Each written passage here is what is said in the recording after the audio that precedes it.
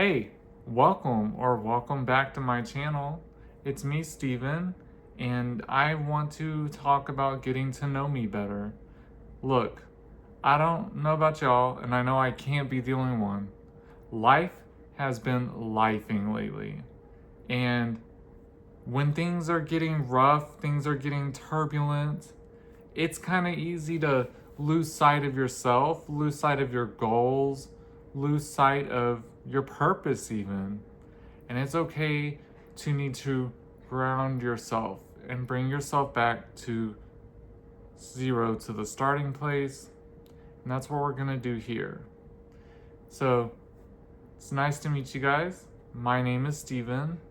I have been living with multiple sclerosis since January 2012 is the official diagnosis date. That's over 13 years now that I've had this chronic, disabling autoimmune disease. It has been a journey, and it continues to be a journey, but I have learned a lot along the way, and I have also more recently learned how to heal and potentially overcome at least a majority of the symptoms, and I'm working on it. One thing I will say with this disease and navigating life with it, one thing I am so thankful for is that this disease brought me back to my relationship with God. It brought me back to my faith. I was always raised a Christian. I was born and raised Southern Baptist, and I did not jive with the church at all. If anyone knows anything about Southern Baptist, it's a lot and it's traumatic. Imagine being a young gay kid growing up in that. Most people can relate growing up in some faith-based home.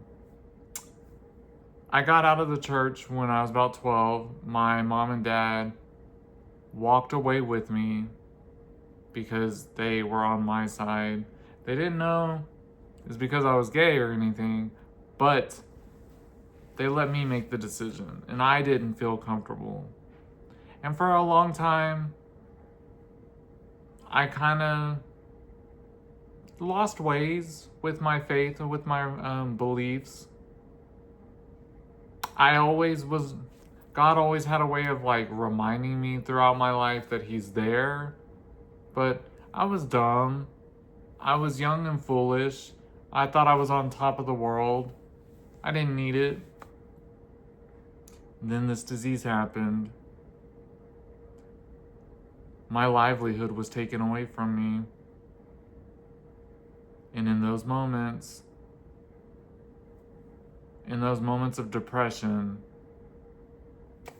of just flabbergastedness, because I was like, oh my God, life is over, I found God again. He never left. I found my husband. Together, we found a church that was wonderful to us, and we found the most amazing reverend who taught us so much and shaped us into the human beings that we are today. And sadly, during the COVID epidemic, she was taken from us. But her memory and her teachings live on through me, through my husband, through everybody whose life she touched. And now also, we have found Pastor Danielle Thomas, the unfit Christian, who I love and adore, and I kind of feel like she is like the second coming of Reverend Vicky, the one that we lost to COVID. And I'm so grateful. I'm so grateful to have my faith back in my life. And when I tell you, I don't go a day without waking up and thanking God for waking me up, for giving me another day, for helping me get out of bed, for helping me navigate this disease. It's my faith, it's my beliefs, it's my love, it's my life. I don't push that on anybody. I don't try to teach anybody. I don't try to school anybody. I don't try to make anybody feel like they have to believe anything that they don't want to. This is just me. I am a faith-based individual. I don't ever want to preach it and make people uncomfortable and make it seem like I'm trying to convert you, because I'm not.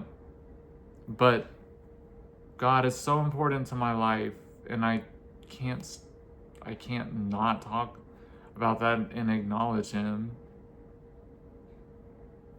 Y'all, I'm 38 years old. I've been on this earth for a good amount of time already. 13 years of my life so far have been with this disease, have been dealing with the nonsense, not having my normal life anymore.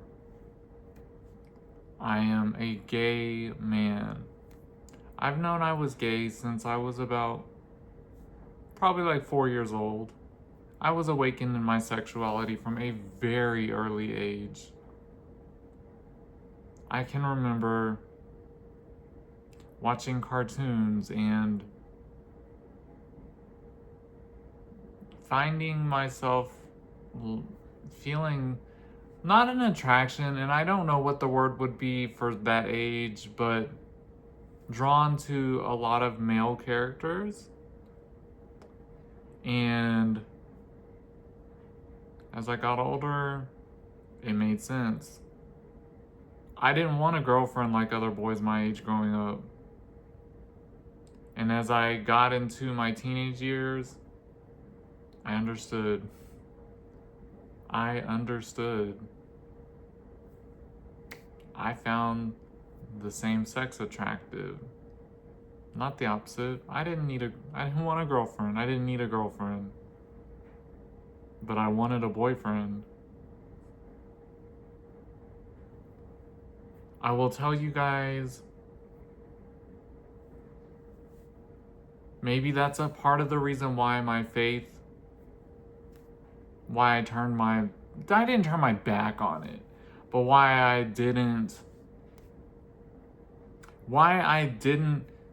keep God at the forefront for so long. Maybe it had to do with my sexuality. Maybe it had to do with being raised Southern Baptist, but pretty much any church really, they don't understand being gay. They want to turn you into hating yourself for it. Being gay is not the enemy, and being gay is not against God. It is not against the Bible. Because let me tell you this, the God that I know and that I love and that I worship, he is a loving God. A God of acceptance, of inclusion, and love. I don't know any other God. And when people preach hate and all that disgusting, vile behavior going on in our world, that's not God. That's not the God I know. That can't be it. So I don't know who they are believing in and everything, but it's not my God. It's not. And y'all, I don't know. At the end of the day, when we go to meet our Maker, I know who I'm meeting. That's all. That's it.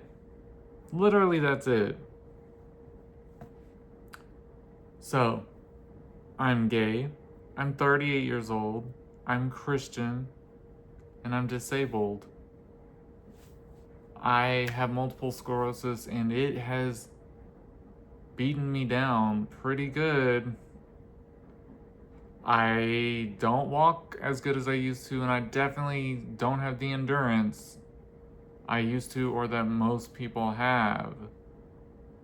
I have tremors in my hands. They are uncontrollable. It's annoying. Y'all, it's so annoying.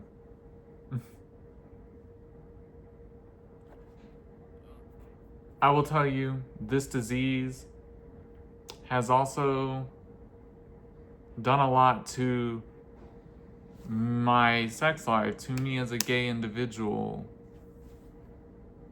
It has taken a lot of that away from me. And I'm gay, but like I don't have the same needs and desires as an average 38-year-old man would. I'm okay with that though, because honestly, it allows me like to clear my mind and be free and like just love life, because I love life. I love being alive. I love making memories and experiencing things, experiencing new music, experiencing new flavors and foods and tastes, cultures. I love life, man. I love being alive, and I'm so thankful for each and every day that I'm given, you know? I love life. I love it. I might be disabled. I might be losing mobility. The good Lord willing, I am working on things to hopefully help me stabilize and possibly overcome it.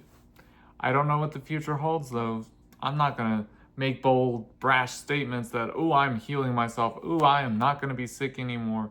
Oh, I'm hopeful that I can overcome it, but I'm not gonna make statements that I'm guaranteed to overcome it with what I'm doing, with focusing on my health, with focusing on Dr. Goldner's goodbye autoimmune protocol and all that stuff. But I'm gonna do my best, and I will tell you, being mindful of my diet makes life easier living with this disease. And who knows, it can only get better. We're gonna make something happen. But I love life, and I love being alive, and I just love it. And I love being able to be here and to share my life with you guys and to hopefully inspire other people. I will tell you, me making these YouTube videos, this is me leaving my legacy behind. I want the world to know that I existed. I want the world to know that I mattered, that I have multiple sclerosis, that I am disabled, and I am living a darn good, fulfilled, and happy life. And you can too. That's my whole purpose. And sometimes it's good to just remind yourself of that. Just kind of zen out, ground yourself, and get back to it. And that's what this is for. Who else is with me? I know life has been lifing for everybody. Let's find ourselves again. More importantly, let's love ourselves again. And let's love life. We've only got one shot at it. I love it. And I'm so grateful to be here and be alive. And I'm so grateful to be alive with you guys and to be on the same timeline as y'all. All I ask, give me a thumbs up. Drop me some love in the comments. If you haven't already, give me a little subscribe. This community is so amazing, and we're just going to keep growing. It is my goal, it is my calling, it is my purpose. Love you guys. I'll catch you in the next one.